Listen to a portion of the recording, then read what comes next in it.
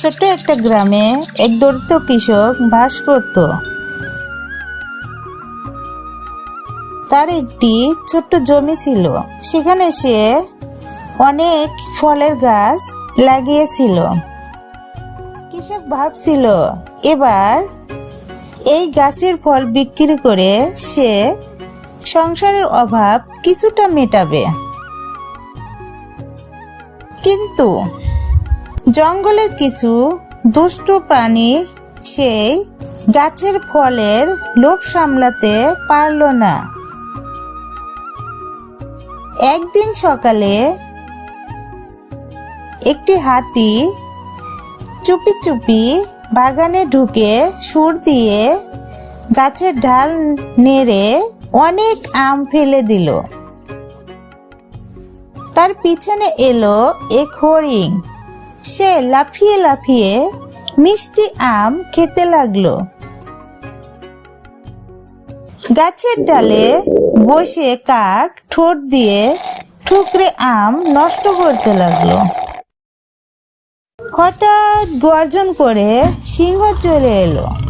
সিংহ নিজে বেশি আম খেলো না, কিন্তু তার ভয়ে অন্য কেউ কিছু বলতে পারল না। কৃষক দূর থেকে সব দেখে খুব কষ্ট পেল। সে ভাবলো এভাবে চলতে থাকলে তার সব পরিশ্রম বৃথা যাবে। পরের দিন সে একটা বুদ্ধি বের করলো। বাগানের চারপাশে মজবুত বেড়া দিল এবং গাছে ঘন্টা ঝুলিয়ে রাখলো। কেউ ঢাল নাড়লে ঘন্টা বাজবে।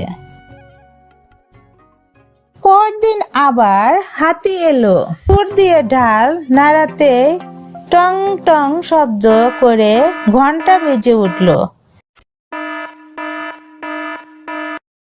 শব্দে কৃষক দৌড়ে এলো।